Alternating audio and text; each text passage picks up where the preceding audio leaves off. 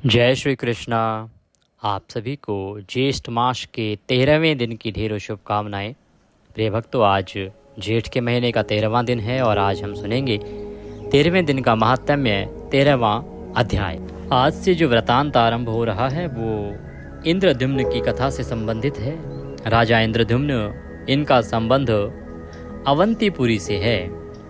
ये अवंती के राजा थे जिन्होंने पुरी में जगन्नाथ का मंदिर बनवाया था। उनकी जीवनी कथा इस पुराण का एक अनिवार्य हिस्सा मानी गई है। बहुत ही महत्वपूर्ण कथाएं हैं उनसे संबंधित। किस प्रकार से भगवान को उन्होंने प्राप्त किया था, एक आदर्श स्थापित करने वाला उनका कार्यकाल रहा और उन्होंने भगवान की भक्ति में जो आदर्श स्थापित किए वो आपके लिए, हमारे लिए, सबके लिए सुनने में बहुत ही उत्तम और आनंददायी रहेंगे। इससे जो हमारा कल्याण होगा, क्योंकि प्रभु की इस कथा में जो वर्णन आने वाला है वह सभी मनुष्य जाति का कल्याण करता है। तो आने वाले जो 4-5 अध्याय हैं वो उसी से संबंधित रहेंगे और बहुत ही महत्वपूर्ण वृतांत है, तो आप इसे तनिक भी छोड़िएगा नहीं। सभी अध्याय पूर्ण रूप से आपको सुनने चाहिए। पूरी जगन्नाथ के स्वामी जगन्नाथ महाराज का आशीर्वाद आपको अवश्य ही प्राप्त होगा। आज का महात्म्य, आज का अध्याय आरंभ करते हैं। आपसे निवेदन है कि भगवान की कथा का यह वीडियो है तो कृपया इसे एक बार लाइक अवश्य कर दीजिएगा। प्रभु कृपा प्राप्त करने के लिए और ज्येष्ठ मास स्नान फल प्राप्त करने के लिए कमेंट बॉक्स में अवश्य लिखिएगा जय श्री हरि या ओम नमो भगवते वासुदेवाय। ये महीना भगवान सूर्य देव को भी समर्पित है और बजरंग बली को भी, तो उनकी आराधना और उपासना का भी इस महीने में बड़ा फल है। आप देख रहे हैं देवभूमि ज्योतिष संस्थान का प्रतिष्ठित YouTube चैनल देवभूमि धार्मिक। हम यहाँ सभी व्रत और त्योहारों की शास्त्रीय जानकारी प्रदान करते हैं, बताते हैं कि पंचांग के अनुसार कौन सा व्रत कब करना है, क्या नियम है, क्या विधि है, क्या पुराणों में उसके विषय में वर्णन आता है, क्या कथा है। तो सभी व्रत त्योहारों की शास्त्रीय जानकारी यदि प्राप्त करते रहना चाहते हैं तो कृपया चैनल को सब्सक्राइब अवश्य कीजिएगा। और जब आप सब्सक्राइब करेंगे तो वहाँ पर एक बेल का निशान बना हुआ आएगा, घंटी का निशान बना हुआ आएगा, उसको अवश्य दबाइएगा, तभी आपको हमारे संपूर्ण वीडियो प्राप्त होंगे, अन्यथा आपसे जानकारी छूट जाएगी। तो सब्सक्राइब कीजिए और बेल आइकन को प्रेस कीजिए। वीडियो को अधिक से अधिक लोगों तक शेयर कीजिए जिससे कि सभी लोग भगवत कृपा प्राप्त कर सकें। और जब आपके द्वारा भेजी गई सामग्री को, जानकारी को वो सुनेंगे, कथा को वो सुनेंगे, तो उससे भगवान प्रसन्न होंगे और आपको भी अवश्य ही पुण्य की प्राप्ति हो। आइए प्रिय भक्तों, अब आरंभ करते हैं आज का वृतांत 13वें दिन की कथा। सभी ऋषियों ने पूछा, हे मुनि, इंद्रद्युम्न किस युग में रहते थे? उनकी राजधानी कौन सी थी? वे पुरुषोत्तम के पास कैसे गए और उन्होंने किस प्रकार मूर्ति बनवाई? हे मुनिराज, हे सर्वज्ञ, इन सब का सत्य और विस्तार पूर्वक वर्णन कीजिए, हमें सुनने की बड़ी उत्सुकता है। ये सभी ऋषिगण किससे पूछ रहे हैं? जैमिनी ऋषि से। जैमिनी ऋषि बहुत ही श्रेष्ठ ऋषि रहे हैं जिन्हें भगवत प्राप्ति हुई है। तो जैमिनी ऋषि कहने लगे कि हे श्रेष्ठ ब्राह्मणों, बहुत अच्छा, आप जो पूछ रहे हैं वह उचित है। उनका अर्थात इंद्रद्युम्न का प्राचीन उपाख्यान सभी पापों को दूर करने में सहायक है। उपाख्यान मतलब उनका जो वर्णन है वो सभी प्रकार के पापों को नष्ट कर देता है यदि उसका श्रवण किया जाए तो। वो कहते हैं कि यह पुण्यदायी और शानदार है। यह सांसारिक सुख और मोक्ष प्रदान करता है। मैं इसे कृतयुग में घटित घटना के अनुसार सुनाऊंगा। हे ऋषियों, तुम सब बड़े ध्यान से और सभी इंद्रियों को वश में करके सुनो। हे ब्राह्मणों, कृतयुग में एक महान राजा थे जिनका नाम था इंद्रद्युम्न। वह धर्मात्मा सूर्यवंशी थे और सृष्टिकर्ता ब्रह्मा के 5वें वंशज थे। वे सत्यभाषी तथा सदाचारी थे। उनकी कीर्ति निष्कलंक थी और वह सात्विक व्यक्तियों में सबसे श्रेष्ठ थे। वह अपनी प्रजा की रक्षा न्यायपूर्वक अपने बच्चों की तरह किया करते थे। इस प्रकार की छवि थी राजा इंद्रद्युम्न की। वह आत्मविद्या अर्थात ब्रह्म का पूर्ण ज्ञान में निपुण थे। वह युद्ध में बढ़ती रुचि वाला एक वीर भी था और वह अपने माता पिता के प्रति भक्ति में हमेशा सक्रिय रहता था, अर्थात वह अपने माता पिता का भक्त था, सदा उनका ख्याल रखता था, उनका ध्यान रखता था और उनकी सेवा किया करता था। अपने माता पिता के प्रति भक्ति भाव में सदा ही डूबा रहता था। वह हमेशा ब्राह्मणों की पूजा किया करता था। उन्होंने 18 विद्याओं में निपुणता प्राप्त कर ली थी और दूसरे बृहस्पति अर्थात देवताओं के गुरु के समान थे। वो स्वयं दूसरे बृहस्पति कहलाते थे। क्यों? क्योंकि इतने विद्वान केवल देवताओं के गुरु बृहस्पति ही थे और उतने ही समकक्ष ये हो गए थे इंद्रद्युम्न। इसीलिए इन्हें दूसरा बृहस्पति कहा जाता था। समृद्धि और वैभव में वे दूसरे इंद्र थे। इतनी समृद्धि थी उनकी, इतना वैभव था उनका, और राजकोष में धन संचयन करने में वे दूसरे कुबेर थे। जितनी धन संपत्ति का संचय कुबेर ने कर रखा है, उतना ही धन संचय इंद्रद्युम्न ने कर रखा था। इतने धनवान थे वो आकर्षक आकृति वाले और उत्तम लावण्य वाले थे। उसका आचरण बड़ा अच्छा था। वे दानशील, सुखों का भोगी और मधुर वाणी वाले थे। उन्होंने सभी यज्ञ संपन्न किए। वह ब्राह्मणों से मित्रता रखते थे। वह अपने वचनों का सत्यनिष्ठा से पालन करते थे। यदि कभी किसी को कोई वचन बोल दिया तो वो उसे अवश्य ही निभाते थे। वो पूर्णिमा के चंद्रमा के समान नर नारियों के प्रिय थे। साथ ही वो शत्रुओं का नाश करने वाले होने के कारण देखने में अत्यंत तेजस्वी थे।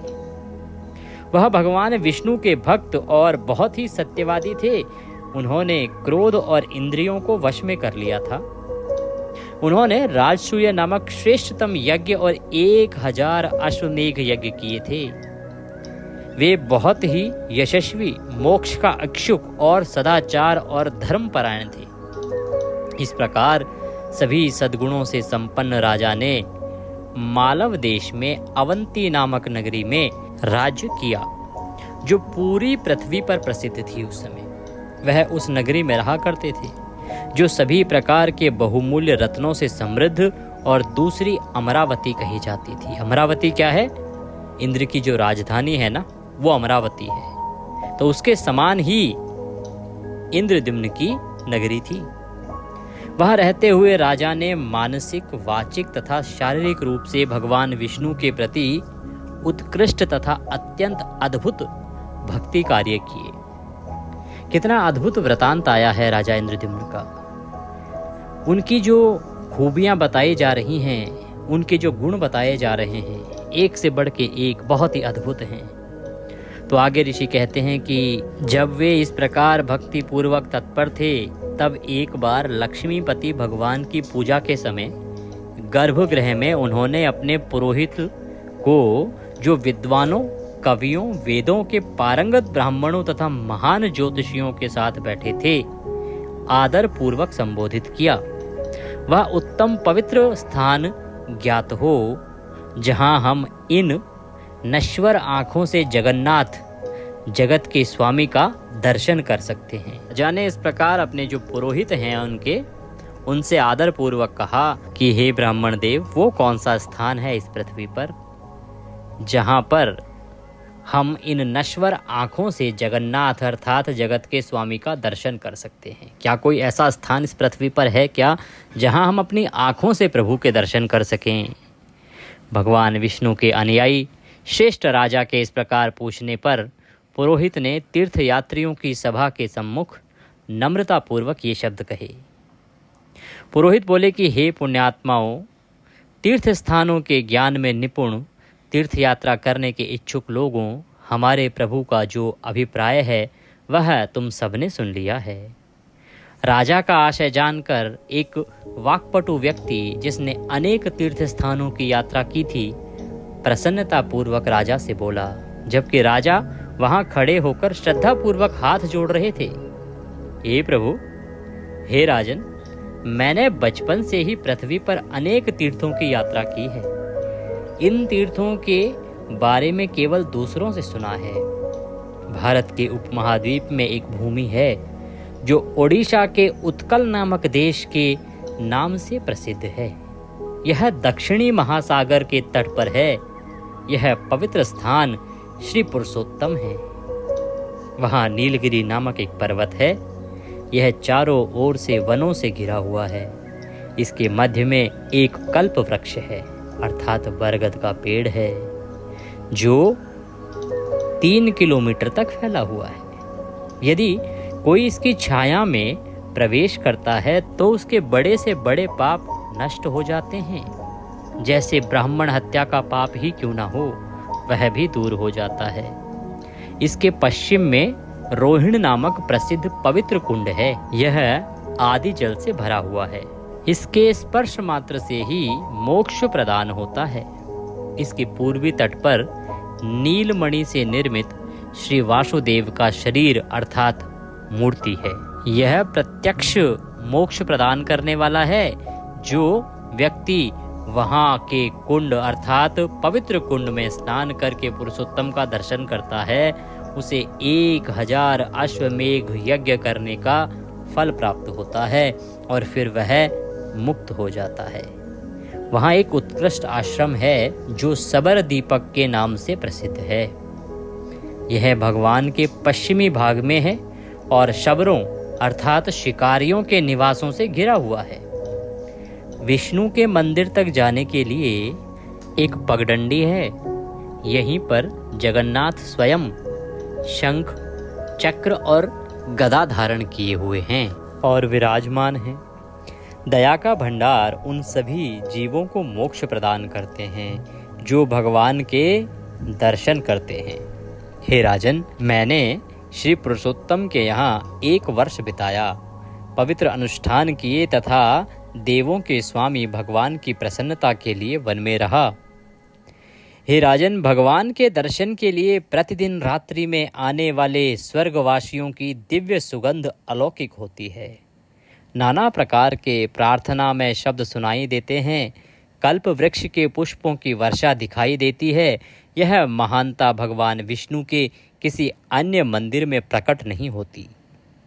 हे राजन, वहाँ एक प्राचीन कथा भी सुनाई जाती है। हे राजन, माधव को देखकर एक निम्न जाति का कौवा मुक्त हो गया। यद्यपि उसे कोई पुण्य करने का अधिकार नहीं था और वह ज्ञान से रहित था। प्यास लगने पर वह रोहिण कुंड में जल पीने आया। समय आने पर उसने अपने प्राण त्याग दिए और भगवान विष्णु के पास सारूप्य को प्राप्त हुआ। पहले मैं मूर्ख और अज्ञानी था, लेकिन उनकी कृपा से अब शायद शेष 18 विद्याओं के ज्ञान में मुझसे दूसरे स्थान पर हैं। मेरा मन अशुद्धियों से मुक्त हो गया है। मैं भगवान विष्णु के अलावा किसी और को नहीं देख पा रहा हूँ। चूँकि तुम भगवान विष्णु के भक्त हो और हमेशा पवित्र कर्मों में दृढ़ रहते हो, इसीलिए मैं तुम्हें शिक्षा देने के लिए तुम्हारे पास आया हूँ। अब तुमसे ना तो धन मांगा जा रहा है और ना ही जमीन का टुकड़ा। मैं इसे व्यर्थ समझता हूँ। वहाँ निवास करने वाले श्रीधर की पूजा करो। ऐसा कहकर वह जटाधारी व्यक्ति सबके देखते ही देखते अदृश्य हो गया। राजा को बड़ा आश्चर्य हुआ। वह यह सोचकर बेचैन हो गया कि मैं यह काम कैसे कर सकता हूँ। उसने पुजारी से यह कार्य के बारे में पूछा। इंद्रद्युम्न ने कहा, यह घटना अलौकिक है। एक अलौकिक व्यक्ति से यह सुनकर मेरी बुद्धि मुझे उस स्थान पर जाने के लिए प्रेरित कर रही है जहां वह गदाधर उपस्थित है। हे श्रेष्ठ ब्राह्मण, मेरे सद्गुण, धन और प्रेम आपके अधीन हैं। जीवन के तीनों उद्देश्य आपकी कृपा से पूरे हुए हैं। हे श्रेष्ठ ब्राह्मण, यदि अब आप इस कार्य पर जाएंगे तो मेरे जीवन के चारों लक्ष्य पूर्ण हो जाएंगे। पुजारी ने कहा, निसंदेह मैं ऐसा इसलिए करूंगा ताकि तुम अपनी चर्म आवरण वाली आंखों से अर्थात अपनी भौतिक मानवीय आंखों से भगवान केशव को देख सको, जो प्रत्यक्ष रूप से मोक्ष अर्थात संसार से प्रदान करने वाले भगवान हैं। मैं इस समय इतनी सावधानी से प्रयत्न करूंगा कि हम सब अपने अपने पार्षदों और सहायकों सहित श्री पुरुषोत्तम नामक पवित्र स्थान में निवास करें। हे राजन, मनुष्य जन्म में इससे अधिक उत्तम सफलता और क्या हो सकती है कि तुम तामस से परे पुरुष माधव का प्रत्यक्ष साक्षात्कार कर सको। अब मेरा छोटा भाई विद्यापति भी आपके गुप्तचरों के साथ जाएगा, जो अनेक देशों का भ्रमण करते रहते हैं। वह वहां जाएगा और वहां पहाड़ पर स्थित जगह के स्वामी का दर्शन करके तुम्हारे शिविर के रहने योग्य भूमि का एक टुकड़ा तैयार करेगा।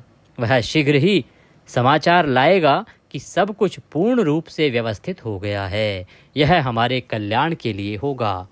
उसकी बातें सुनकर राजा ने पुनः कहा। राजा इंद्रद्युम्न बोले कि अच्छा, हे ब्राह्मण, बहुत सोच विचार कर बहुत बढ़िया व्यवस्था सोची गई है। यह सुनकर मैंने भी पहले ही निश्चय कर लिया था कि मैं भगवान के सानिध्य में उसी पवित्र स्थान पर निवास करूंगा। अतः अपने भाई को जाने दो, वह सब कुछ इच्छा अनुसार पूरा करेगा। यह कहकर राजा प्रसन्नता पूर्वक अंतःपुर में चले गए। राजा के कहने पर पुरोहित ने उन सब का यथोचित सत्कार किया, उन्हें अपने अपने आश्रमों में भेज दिया। सभी ज्योतिषियों ने शुभ घड़ी तय की। उनकी सुरक्षित यात्रा के लिए पवित्र अनुष्ठान करने के बाद ब्राह्मण ने उन्हें विदा किया। वे भरोसेमंद दूतों के साथ फूलों से सजे रथ पर सवार हुए। तब हे ब्राह्मणों, रथ के मध्य में बैठे हुए ब्राह्मण विद्यापति ने मन में इस प्रकार विचार किया। ओह, मेरा जीवन सफल हो गया है। मेरी रात एक सुंदर सुबह में बदल गई है, क्योंकि मैं पापों को दूर करने वाले भगवान के कमल सदृश मुख का दर्शन करूंगा। मैं कितना सौभाग्यशाली बन जाऊंगा। तपस्वी लोग दिन रात श्रावण आदि के अनेक उपायों से साधना करते हैं और फिर अनेक हृदय कमल में स्थित भगवान को देखते हैं। अब मैं उन चक्रधारी भगवान को प्रत्यक्ष देखूंगा, जो नील पर्वत के शिखर पर निवास करते हैं, जो स्थूल शरीर धारण करते हैं, किंतु जो स्थूल शरीरों से सब संबंध तोड़ देते हैं। श्रुति, स्मृति, इतिहास और पुराणों के माध्यम से भगवान के स्वरूप को स्थिर करना और उसका दर्शन करना संभव नहीं है। अब मैं भाग्य के भंडार के उस असाधारण रूप का दर्शन करूंगा और भवसागर से पार हो जाऊंगा। आज मैं उस जगत के स्वामी का प्रत्यक्ष दर्शन करूंगा, जो अज्ञेय और अथाह है, जो पर्वत पर निवास करता है और जिसका नाम लेने से उसका स्मरण करने वालों के 3 समूह का पाप नष्ट हो जाता है। इस प्रकार से वह ब्राह्मण मन ही मन हर्षित हो रहा है। वो विचार कर रहा है कि जो मनुष्य भगवान के चरण कमलों का ध्यान नहीं करता, उसकी आत्मा में जो अत्यंत अंधकार व्याप्त है, वह उसके कर्मों के द्वारा नष्ट नहीं होता। वह प्रत्यक्ष कदम पर अधिकाधिक दुख प्राप्त करता रहता है। वेदांती श्लोक कहते हैं कि आत्मा में निवास करने वाले सूक्ष्म आत्मा को, जो 5 कोशों अर्थात अन्न, प्राण आदि में बंद है, प्रसन्न किया जा सकता है, किंतु उसे अनुभव नहीं किया जा सकता। मैं उस आदि सत्ता को नमस्कार करता हूँ, जिसे केवल अपनी विद्या से ही अनुभव किया जा सकता है। वह ब्राह्मण इस प्रकार से विचार करता हुआ हर्षित होकर रथ पर आगे बढ़ा जा रहा है, आगे चलता जा रहा है। आगे विचार करता है कि मैं संपूर्ण ब्रह्मांड के उस प्रभु की शरण लेता हूँ, जिनके प्रत्येक रोम में एक ब्रह्मांडीय अंडा रहता है, जिनके 1000 सिर, पैर और आंखें हैं, जो प्राचीन और शाश्वत हैं तथा जिनके श्वास से वेदों का समूह निकला है।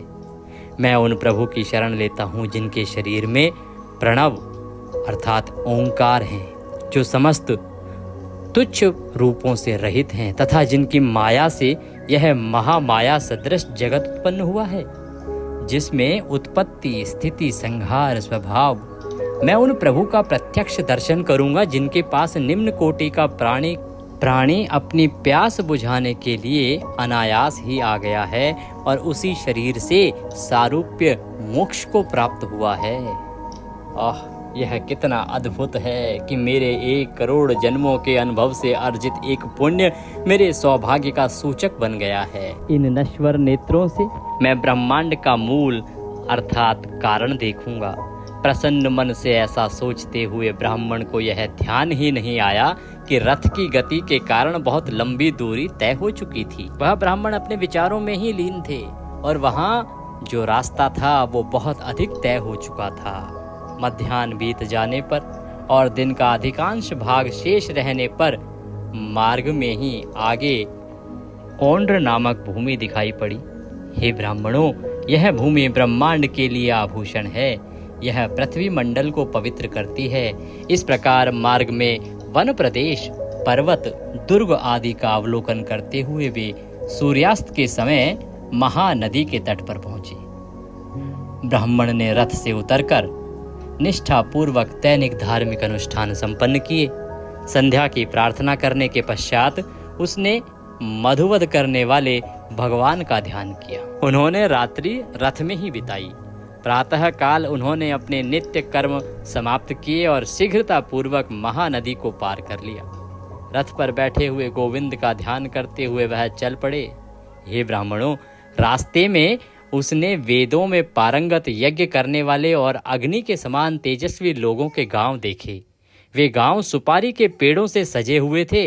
एकाम्रक वन से गुजरने के बाद ब्राह्मण ने लोगों को शंख, चक्र और गदा तथा कमल धारण करते देखा। उसे लगा जैसे उसने नया जन्म लिया है और दिव्य रूप धारण कर लिया है। वे तुरंत रथ से उतर पड़े और 8 अंगों को भूमि पर रखकर दंडवत प्रणाम किया। उनकी आंखें आनंद के आंसुओं से भर गई। उन्हें और कुछ दिखाई ही नहीं दिया। हे ब्राह्मणों, उन्होंने मन और बाह्य रूप से भगवान विष्णु को देखा। वे हरि का दर्शन, ध्यान और स्तुति करते हुए आगे बढ़े।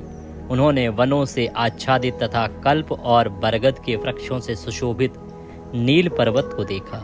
वह आकाश को छूता हुआ तथा उस पर आने वालों के पापों को नष्ट कर देता था। यह देहधारी श्रीहरि का अत्यंत अद्भुत धाम है। मुकुंद को देखने की इच्छा से उस ब्राह्मण ने पर्वत की चोटी पर चढ़कर चारों ओर मार्ग ढूंढा, परंतु उसे कोई मार्ग नहीं दिखा। इसलिए उसने भूमि पर दर्भ घास बिछा दी और वाणी को वश में करके वहीं सो गया। भगवान के दर्शन के लिए वह उनकी ही शरण में गया और पर्वत के पीछे से उसे एक अलौकिक वाणी सुनाई दी। यह उन लोगों की आवाज थी जो आपस में भगवान की भक्ति के विषय में बात कर रहे थे। इसलिए विद्यापति प्रसन्न हुए और उन्होंने आवाज का अनुसरण किया। हे ब्राह्मणों, उन्होंने पवित्र तीर्थ की ज्योति का स्थान देखा। इसे शबर द्वीप के नाम से जाना जाता था। यह चारों ओर से शबरों अर्थात शिकारियों के घरों से घिरा हुआ था। ब्राह्मण धीरे धीरे वहां गया और बड़ी विनम्रता के साथ परिसर में प्रवेश किया। वहां उन्होंने उन विष्णु के भक्तों को शंख, चक्र और गदा को धारण किए हुए देखा। ब्राह्मण ने सिर झुकाकर, हाथ जोड़कर, श्रद्धा पूर्वक खड़ा होकर प्रणाम किया। तभी उसी समय विश्वावासु नामक एक शबर, जिसके शरीर पर सफेद बाल थे तथा जिसने हरि की पूजा पूरी कर ली थी, पर्वत के बीच से निकला। वह पूजा की बची हुई सामग्री हाथ में लिए हुए बहुत शोभायमान दिखाई दे रहा था। उसे देखकर ब्राह्मण प्रसन्न हुआ। उसने सोचा, यह भगवान विष्णु का प्रमुख भक्त हरि के धाम से ही आया है। यह थका हुआ है, यह पूजा की बची हुई सामग्री से सुसज्जित है। इससे मैं भगवान विष्णु के दुर्लभ विवरण प्राप्त करूंगा, उनकी जानकारी प्राप्त करूंगा। जब ब्राह्मण ऐसा सोच रहा था तभी शबर ने उससे कहा। शबर बोला, आप इस दुर्गम वन प्रदेश में कहाँ से आए हैं? आप भूख प्यास से अत्यंत थक गए हैं। आप यहाँ बहुत देर तक सुखपूर्वक बैठकर प्रसन्न हो। उन्होंने उसे पाद्य, आसन तथा अर्घ्य दिया। तब विश्वावासु ने विनीत भाव से ब्राह्मण से उक्त बात समझाते हुए कहा, आप अपना जीवन कैसे बनाए रखना चाहते हैं, अर्थात अपनी भूख कैसे मिटाना चाहते हैं? हे ब्राह्मण, फलों से या पके हुए भोजन से, जो भी आपको पसंद है वह मैं आपको दूंगा। हे ब्राह्मण, यह मेरा सौभाग्य है। हे पवित्र भगवान, जब से आप मेरे घर आए हैं मेरा जीवन दूसरे विष्णु की तरह फलदायी हो गया है। जब शबर ने यह कहा तो उस श्रेष्ठ ब्राह्मण ने उससे कहा, हे भगवान विष्णु के भक्त, मुझे फलों या पके हुए भोजन से कोई लेना देना नहीं है। हे महाराज, जिस उद्देश्य से मैं इतनी दूर से आया हूँ उसे पूरा करना सुनिश्चित करें। मैं अवंती नगरी के निवासी राजा इंद्रद्युम्न का पुरोहित हूँ। मैं भगवान विष्णु के दर्शन की इच्छा से यहाँ आया हूँ। राजा के सामने तीर्थयात्रियों का जमावड़ा था। उस समय यह बात सुनी गई। तीर्थों और पवित्र स्थानों के संदर्भ में किसी ने इसका उल्लेख किया था। इस पवित्र स्थान का उल्लेख राजा के सामने जटाधारी व्यक्ति ने किया था। उस ब्राह्मण ने उचित क्रम में सब कुछ बताया। हे सज्जन महोदय, इसी उद्देश्य से मुझे चिंतित राजा ने भेजा है, यानी यहाँ निवास कर रहे हरि नील माधव को देखने के लिए। जब तक मैं भगवान के दर्शन नहीं कर लेता और राजा को समाचार नहीं दे देता, तब तक मैं अवश्य ही उपवास रखूंगा। इसलिए हे सज्जन महोदय, मुझे विष्णु भगवान के दर्शन कराएं। मैं उनके दर्शन करने के लिए यहाँ आया हूँ, उनके दर्शन के लिए उत्साहित हुआ जा रहा हूँ। इस प्रकार से राजा का भेजा हुआ वह पुरोहित वहाँ पर उस सज्जन से, जो विष्णु भक्त है, से बारंबार प्रार्थना करता है। बोले श्री विष्णु भगवान की जय।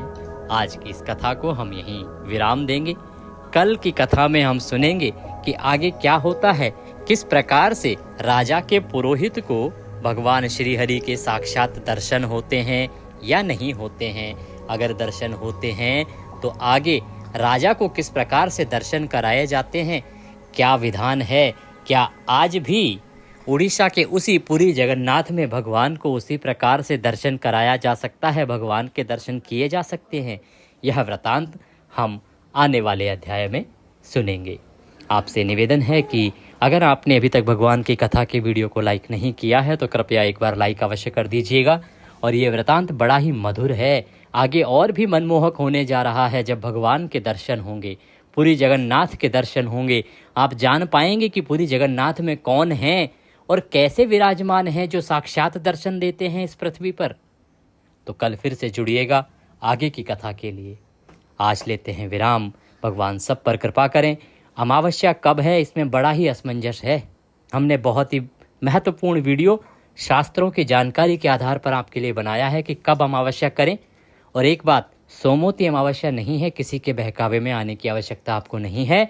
ऐसा हम क्यों कह रहे हैं, वह वीडियो देख लीजिएगा, आपको जानकारी मिल जाएगी। भगवान सब पर कृपा करें। हरे कृष्ण।